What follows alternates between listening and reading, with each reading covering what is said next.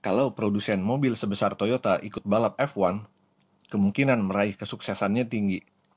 Tinggal menunggu menjadi juara dunia. Kapan? Nggak diragukan, Toyota adalah salah satu manufaktur mobil terbesar di dunia. Barisan mobil-mobil berbagai tipe telah diciptakan, mulai dari mobil keluarga sampai mobil mewah dan sport performa tinggi.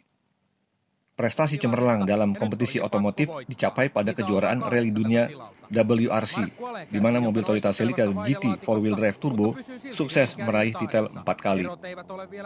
Masih di kejuaraan rally dunia, kelas para raja yaitu rally grup B, mobil Toyota Celica Twin Cam Turbo penggerak dua roda bermesin 4 TGT menyemburkan 325 horsepower, mengalahkan mobil-mobil monster 4-wheel drive menyemburkan 400-500 horsepower, seperti Audi Sport S1 Quattro, Lancia Delta S4 di medan berat Safari Rally Afrika berturut-turut tahun 84, 85, 86. Meskipun mobil-mobil Toyota sudah malang melintang pada kejuaraan rally Eropa sejak awal 70-an dan menjadi juara balapan IMSA Amerika tahun 1992-1993, herannya belum pernah sekalipun terjun di balap Formula 1. Keinginan ikut partisipasi semakin besar dan akhirnya diputuskan. Untuk itu, Toyota menghentikan program rally-nya dan konsentrasi penuh ke F1. Tidak sebagai engine supplier, melainkan full team dengan nama Panasonic Toyota Racing. Chassis dan mesin mobil dikembangkan oleh para engineer in-house Toyota. Mempersiapkan sejak tahun 1999, dan katanya menjadi salah satu tim didukung oleh kekuatan dana sangat besar yang pernah digulirkan sepanjang sejarah Grand Prix F1. Ambisi Toyota adalah sebagai tim F1 asal Jepang pertama yang menjuarai balapan otomotif paling bergengsi itu. Honda sukses meraih titel juara dunia F1 5 kali berturut-turut, mulai tahun 1987 sampai 1991. Tapi bukan sebagai full team, melainkan engine supplier. 1 kali dengan tim Williams, 4 kali dengan tim McLaren. Debut pertama pada Grand Prix Australia tahun 2002, mobil TF102 bermesin RVX02 V10 silinder mulai berkompetisi dibawa oleh pembalap Mika Salo dan Alan McNish. Mika Salo finish urutan ke-6 dan Alan McNish tidak menyelesaikan balapan. Mobil TF02 adalah derivasi dari TF01 sebelumnya yang telah menjalani pengembangan berbagai aspek dan tes belasan ribu kilometer mengitari sirkuit. Awal rencana, sumber tenaga menggunakan mesin V12 silinder. Tapi tahun 2000 terjadi perubahan regulasi bahwa hanya mesin V10 silinder yang dibolehkan. Tentu ini memberi dampak di mana hasil penelitian dan pengembangan mesin V12 silinder menjadi nggak bisa diaplikasikan. Seri kedua Grand Prix Malaysia, sirkuit Sepang, Mika Salo merosot finish ke-12. Alan McNish lebih baik dari seri Australia, yaitu finish urutan 7. Seri ketiga Brazil, Salo kembali finish posisi 6, dan McNish nggak finish. Seri keempat San Marino, Italia, keduanya nggak finish. Pada seri selanjutnya sampai akhir musim balap 2002, Mika Salo hanya mampu mengumpulkan 2 poin.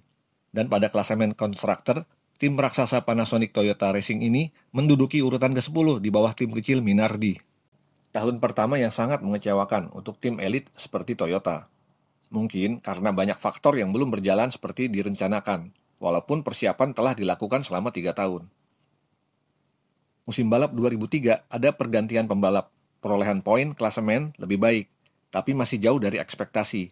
Urutan klasemen konstruktor berada di posisi ke-8. Situasi tahun 2004 masih sama. Belum ada konsistensi dan prestasi.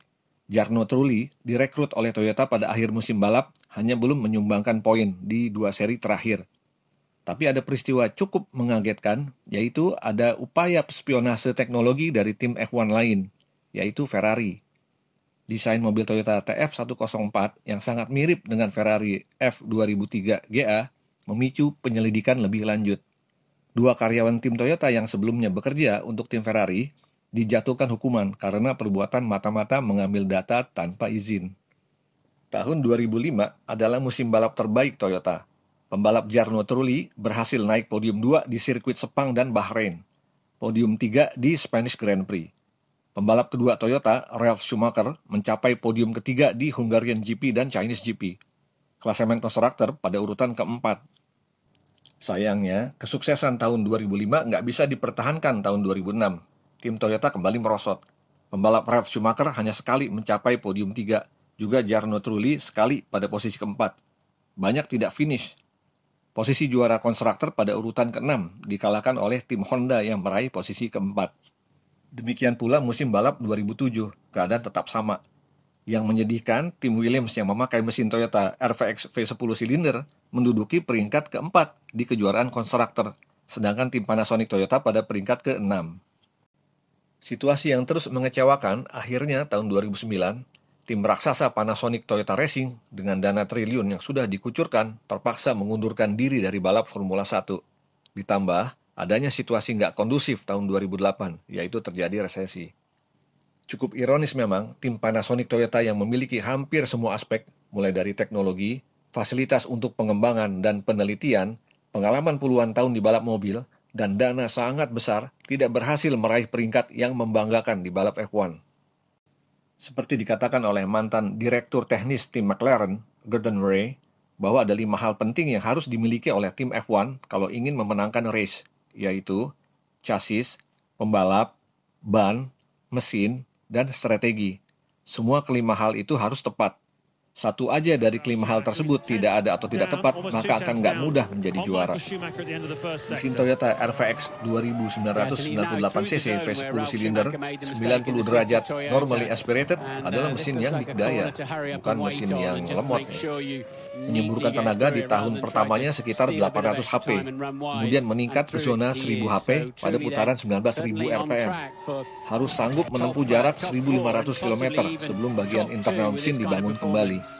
Dan itu bukan perkara gampang untuk memperpanjang masa kerja mesin yang revving di zona 19.000 RPM secara terus-menerus.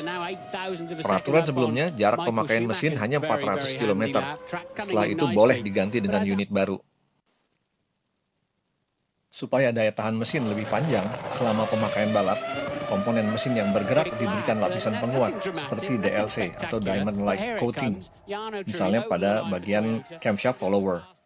Karena tanpa diberikan lapisan penguat, maka komponen tersebut tidak akan tahan lama terkena beban gesekan yang sangat ekstrim pada RPM tinggi.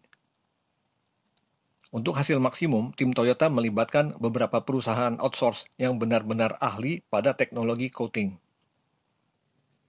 Demikian juga, pentingnya faktor pelumasan pada putaran sangat ekstrim. Tim Toyota bekerja sama dengan perusahaan oli merek Esso. Daya tahan mesin yang panjang diperlukan ramuan oli yang sangat spesifik, bersamaan tidak mengurangi performa. Kecepatan rata-rata piston lebih dari 26 meter per detik dan tekanan atau beban pada crankshaft journal mencapai beberapa ribu kilogram, sangat tergantung pada pelumasan oli. Toyota memiliki semua aspek teknologi yang berkaitan terhadap mobil Formula 1. Bisa jadi kekurangan tim Panasonic Toyota waktu itu ialah kurang tepatnya strategi dan pembalap yang direkrut. Demikian teman-teman pembahasan ini. Terima kasih.